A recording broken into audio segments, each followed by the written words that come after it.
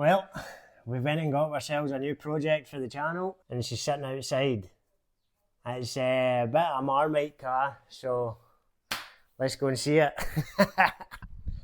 And here we have it, sports fans.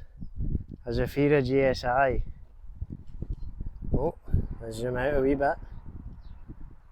Now, this isn't actually my car.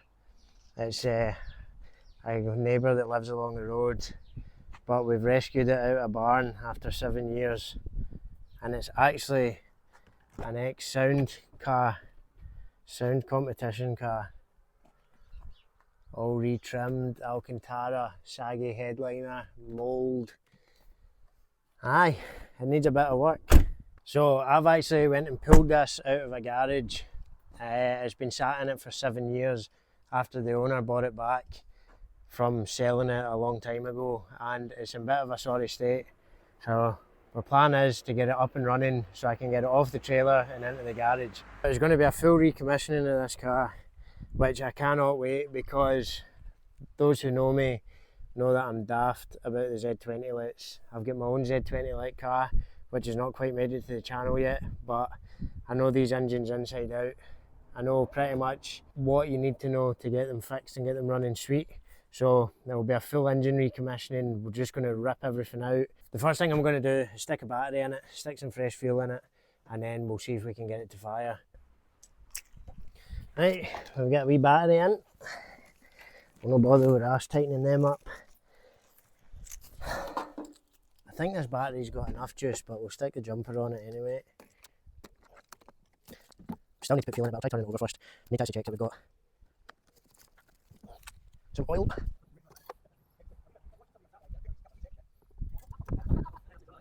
We've fallen at the first hurdle.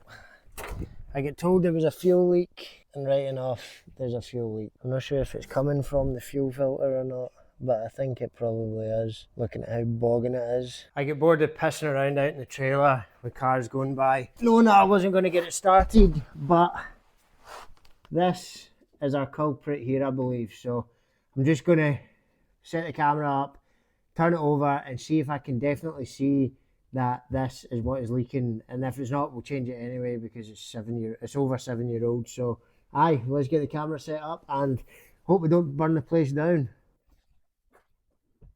That is our result. With the ignition on, the pump's primed the system, and it started leaking. But what I'm not quite too sure about is why the full tank is soaking wet. So yeah, let's get this filter changed and then see where we go from there. Oh my god, I'll tell you one thing for free. The smell of piss coming off of this car is killing my eyeballs, man.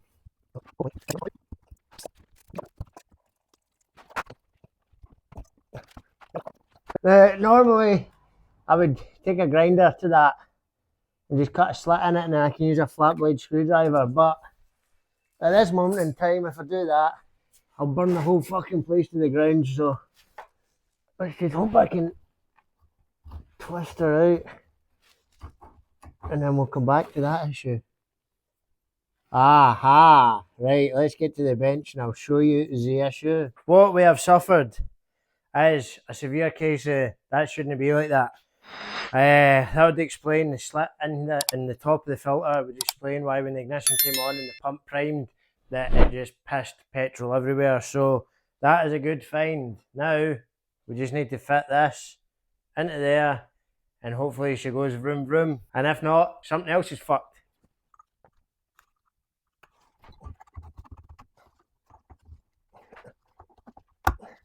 Boom! Get up, Javi. Come on, you cunt. Right. This is how confident I'm feeling that this is going to run, and it's not going to piss petrol everywhere. I'm not even going to film to make sure it's not pissing petrol. We're just going to film it starting. Bloody immobilizers. Here we go. Ignition is on. Sing to me, baby.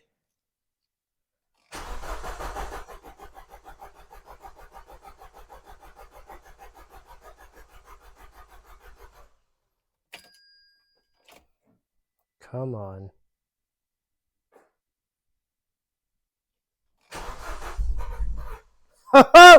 We have fire! Come on.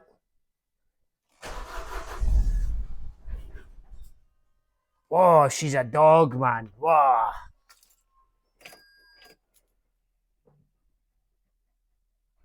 Right, something sounds like it's pissing somewhere. What is that? Come on, baby.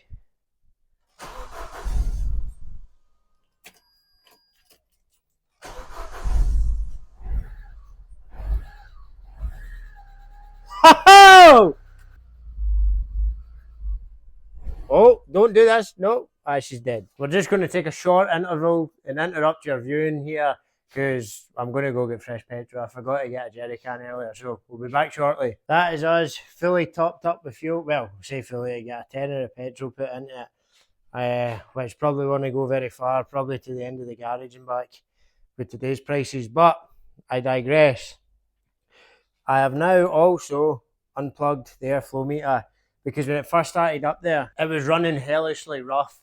So I think that the airflow meter might have a wee issue. And one way to test that is just unplug it, fire it up, see if it runs perfectly. And then if it does start running nice and smoothly, plug the airflow meter back in. It should start running like a dog again. So let's see how we got on. And I'm feeling good about this. I'm optimistic. This time it has to work. Where are the keys? Now where's the Clifford remote? Let's hear this thing idle nicely. There we go. Some fresh juice in the tank.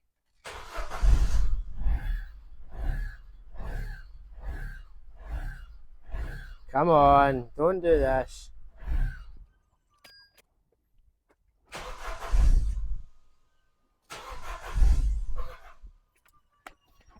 Try plugging this back in. There's like a bit of vacuum leak somewhere as well, man. It's just fucked.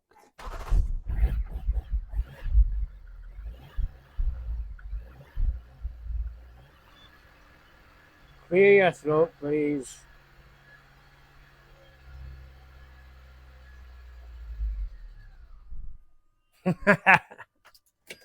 Well. It runs. Because it was running so rough there, what I've done was I've just unplugged the crank sensor. I've gave that a wee clean. It was a wee bit dirty looking in there. Cleaned that out. Gave the airflow meter a wee spray with cleaner for the meter and contact cleaner in there. I went through all the vacuum lines at the back. I've just made sure that none of them are loose or anything like that, and the ones that are loose I've pressed in pressed in further, like this one here that goes down to the turbo recirc valve down there. It was a wee bit slack, so I'm not sure if there was a leak there at all, but I'm feeling good this time. We might have a smooth running car. I've also disconnected my mic from the phone because for some reason that cheap shitey mic just makes, as soon as the car starts running, it just makes it sound awful. So we've done away with the mic. Fucking Clifford alarm, man.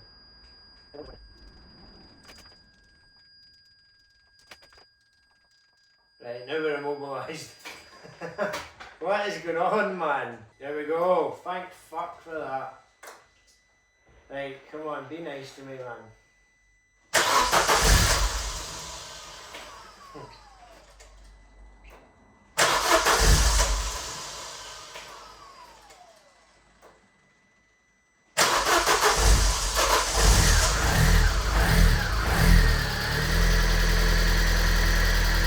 Hallelujah, man.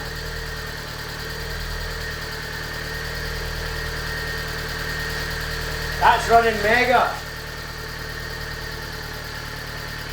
Good old Z20. So after a wee bit of jiggery pokery, as you can see, she's idling perfectly. Still in the cold start, but that'll drop down to below 1,000 revs. And just listen to that. A motor that's not ran in 7 years, ticking away just nicely. It's a lot quieter than I thought it would be, exhaust wise. I would say it's the coldest, well, it's just come out of cold start there, but it's the it's the quietest cold starting GSI I've ever laid eyes on. But there we go. One running, and I don't want to speak too soon, but one running and idling Z20.